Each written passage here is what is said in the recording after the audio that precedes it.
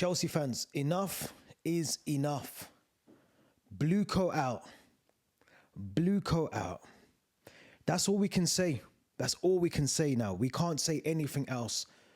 We've said everything. We've allowed BlueCo, Clearlake Capital.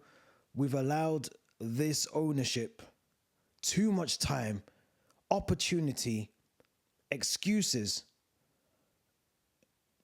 mishandling of the football club, failings. We've allowed all that to happen. All of that to happen as Chelsea fans. And it's going to continue if we don't do something about it. Enough is enough. Enough is enough.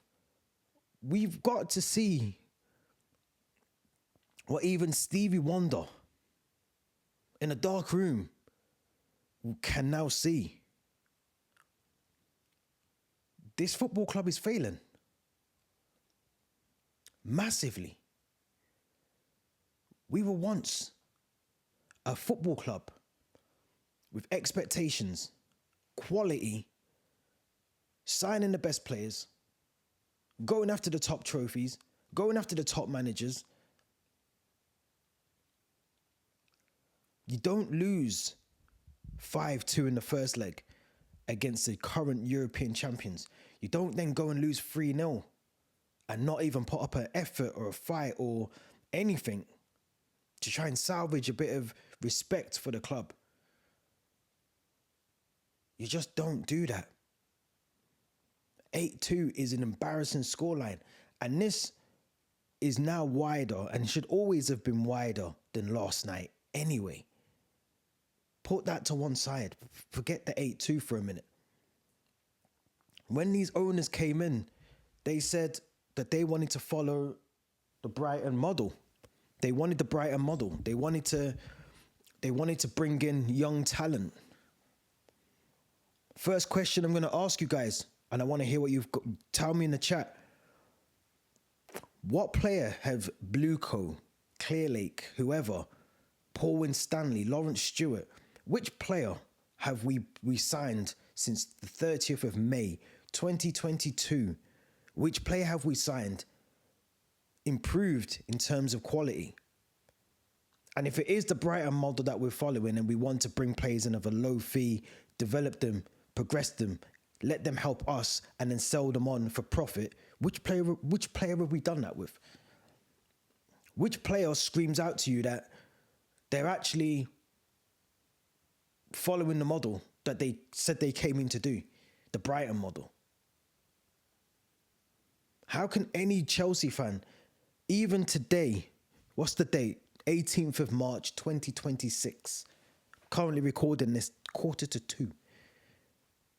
What Chelsea fan in their right mind can still look at the football club and not start thinking red flags need to be waved now? Massive red flags. These owners, these sporting directors, some of these players are going to run the football club into the ground. They're already doing it. We're going into the 5th season, the 5th year of BlueCo, Clearlake Capital, Todd Boehly. We're in 5 years in.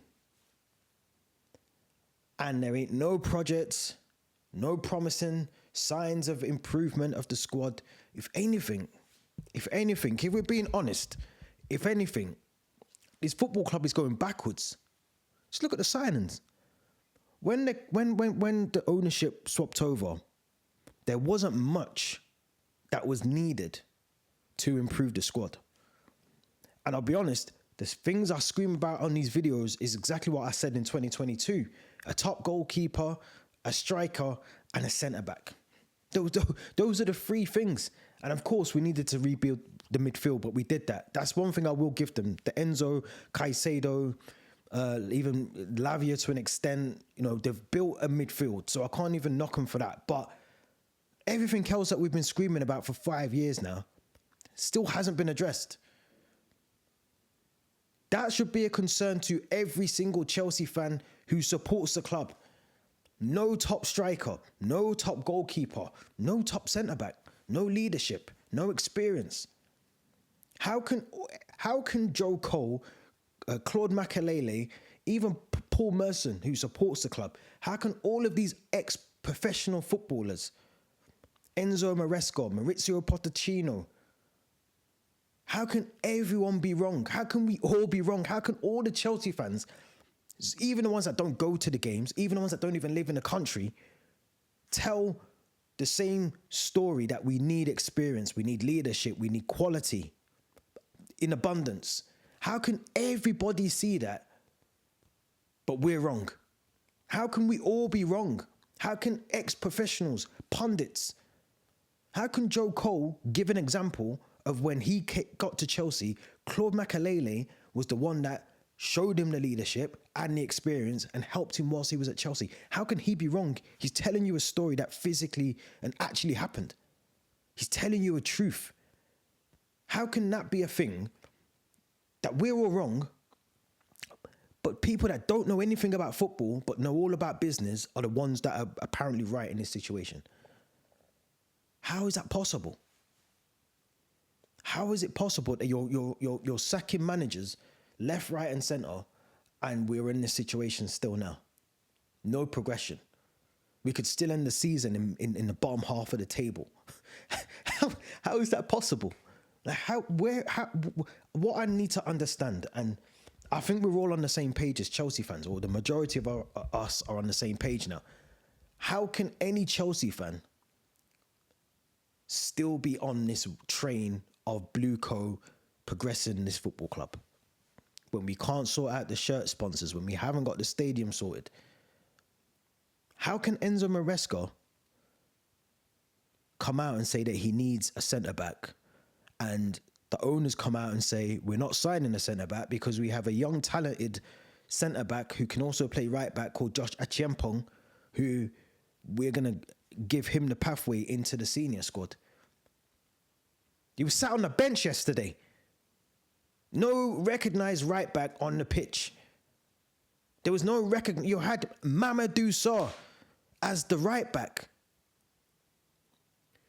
We were told that Josh Achiampong is going to get a pathway into the first team. Why is he sat on the bench? I'm not saying he would have done any better against Kvaratskhelia because he's a top winger, one of the best in the world. But how have you got a recognised right back on the bench? You didn't sign a centre-back when we needed a centre-back because Levo Colwell was out with the ACL. We didn't sign a centre-back that we needed because we were told that we have the cover because we were given opportunities to the likes of Joao Heto, to the likes of Josh Achiampong. How? Another red flag.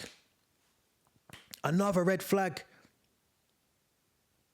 It's continuing. You then bring in Liam Rosenior, your mate from Strasbourg, who you went to see last October with Levi Colwell. Stinks of bullshit, doesn't it? You went over in last year, was it October, was it? When Maresca was still here? And they found out he was talking to City and all the rest of it. They went over to tap him up, went and got Liam Rosenior, who's come in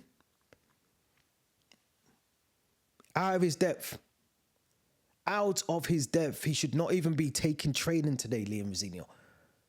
Go and get some qualifications and come back. Yes, you've got more qualifications than me, but who hasn't? But from an outsider looking in, I'm telling you from now, it takes me back to Grimsby, Manchester United, Ruben Amorim. I'm sure you'll all remember the tactic board, moving all the little... That's what Liam Rosenior is doing with the notepad. It's the same thing. It's a deflection of, I don't know what I'm doing. I'm writing down stuff. I'm sending messages to Garnacho 83 minutes into the game. 83 minutes into the game. The game's finished. Now, I'm not Garnacho's biggest fan, but even he looked confused yesterday. 83 minutes, you'll give me a note to go and pass to someone else. He's out of his depth. He should never, ever have got... And I hate that it's him. I said this yesterday. I don't think this is a Rosenior problem. It's the ownership. It's the people that are employing these managers. But as a grown man, you've got if they're going to say to you that you can't carry on at Strasbourg unless you take this job, you must take this job. You're going to stay under the BlueCo umbrella, but you come into Chelsea. As a grown man, you got to say, no, it's all right. Then sack me from Strasbourg. I'll find another job. And if the job's, if I'm good enough for the job, you'll come back and get me in a couple of years. Don't just take the job because you think you can do it. At the start of his time at Chelsea, and I might be wrong, but I'm pretty sure he said we've got world-class players up and down the pitch. Where are they? Which ones? Tell me which world-class players we have at the football club. Caicedo. Reece James on his day. Enzo. Not sure. We're going to get onto Enzo in a minute. But I don't think we've got that many world-class players. He was telling us that Jurgensen and Sanchez were top goalkeepers when he first came here. I only said 2 days ago that Liam Rosinia talks too much. He's talking. He came out and said, I'm sorry for the fans, but they could see how hard the players were working last night. Which player was working hard? I didn't even watch the second half, and I know for a fact they didn't work hard yesterday. None of those players worked hard yesterday. Not one player played well. It's giving the boys gave everything vibes. It's giving me Graham Potter part 2. None of the players played well yesterday. And credit, I said it last night, credit to the Chelsea fans that stayed to the very end. In future though, I feel like even if you're going into the ground, you have to do something now that's going to impact these owners. Whether that's you walk out, whether you've got your ticket, whether you're a season ticket holder, whether you're just there for the day, whichever one it is, you have to start hitting their pockets. No more buying merch, no more buying tops, training tops, no more buying stuff from the mega store, no more buying programs, nothing. Anything that contributes to this mess that they're causing at the football club, we have to burn it down very quickly.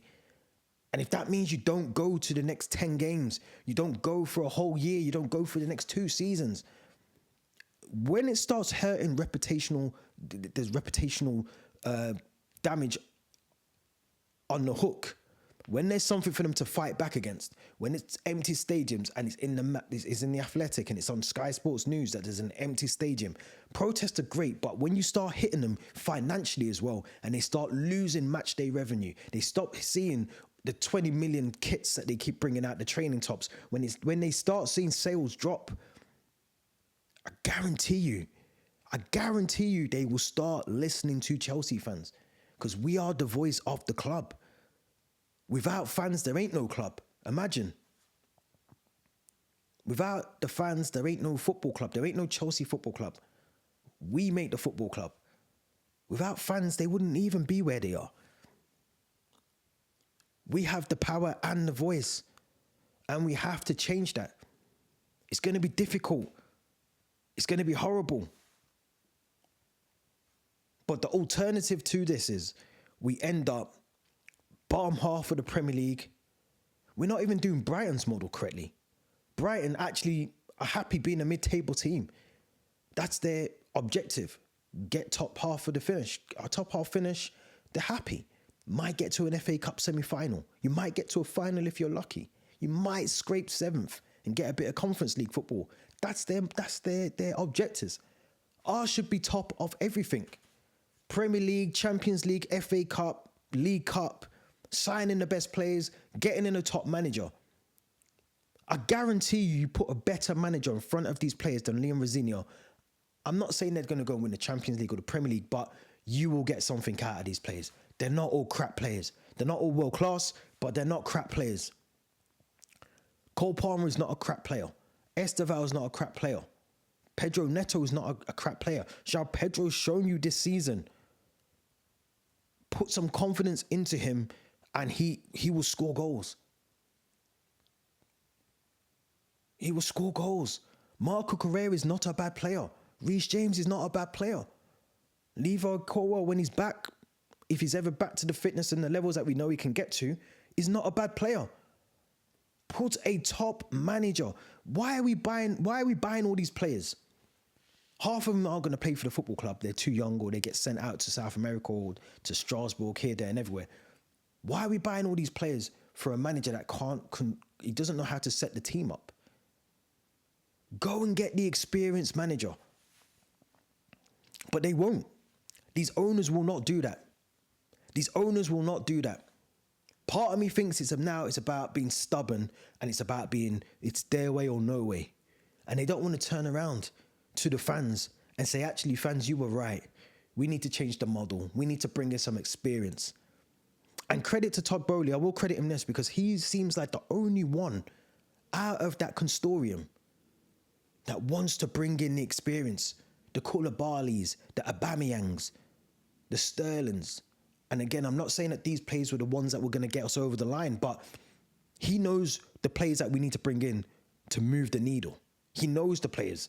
Go and look at his other stuff that he's got set up in America. He buys the top quality. Not the potentials and the might be's and the maybes. He buys top quality stuff to get you now results. Results for now. And do you know what he does? You mix in a little bit of youth experience. You bring players in from the academy. You go and get players from South America, your Estevals, but you put them amongst the experienced players. So when those experienced players either drop off or they move on, you've got the other players that you've been nurturing with the experience to now be your top players. It's not even rocket science. It's not even rocket. Anyone who's played Football Manager can tell you that. You go and get the young players, you put them in the youth academy, you bring some through to the senior team, you play them in the cup games, you play them in this game against Leeds or that game, and then when your experienced players move on, you add them into the main group. It's not even rocket science. But this is the problem when you have a bunch of businessmen in charge of a football club, hemorrhaging money every single season, and no football people around you. You make stupid decisions based on finances, not anything else, not about footballing terms.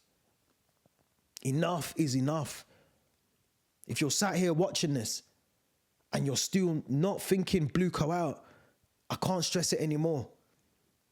You're going to have to be one of those Chelsea fans. And this isn't us and them. This is not a divide in Chelsea fans at all.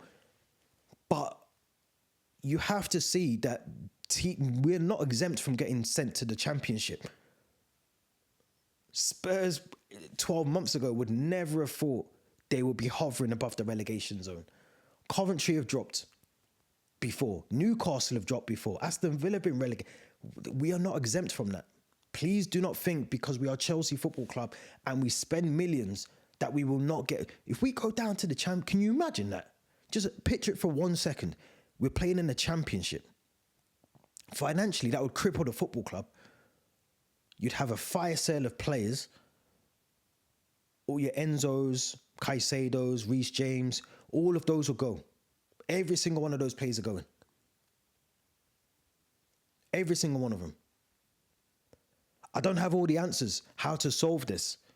But when you've got the likes of Enzo Fernandez, after back of a 3-0 defeat where you played rubbish anyway, coming out and saying, I've got 8 games left and we've got the FA Cup and we'll see. Mate, get out of the club. If any of those players that do not want to play for the football club, just go. Get on the phone to your agent, get the Saudi agents involved, go and see if Real Madrid want you, get out of the club. You're meant to be one of the club captains and you're talking about your exit of the football club. I don't blame you, but there's a time and there's a place. And last night, 3-0 defeat against PSG, the way that we went out, one of our worst nights in history, not just in the Champions League, in history of the football club, and you're coming out, one of the club captains, saying that you want out of this football club. Get out. Get out. You don't even need to be in the football club anymore. Just get out. Because this is how it all works. You start putting out the feelers out there, not sure. He could have just come out and said, I'm committed, I've signed a contract. You know, we need to get ourselves out the rut. We need to start winning games, blah, blah, blah. But not to come out and say all of those things and you're a club captain and your first thought is, I need to start putting the feelers out there, letting agents know to pick up the phone if we ring you because we want to try and get a deal done. It's nuts. It's nonsense. It's absolute craziness from Enzo Fernandez. Absolute craziness. It's absolute craziness. But there's 2 things I need to say before we wrap up. BlueCo out. BlueCo out because they're charging people over £100 last night to go and watch PSG dismantle us like babies, like little boys. 100 and something pounds.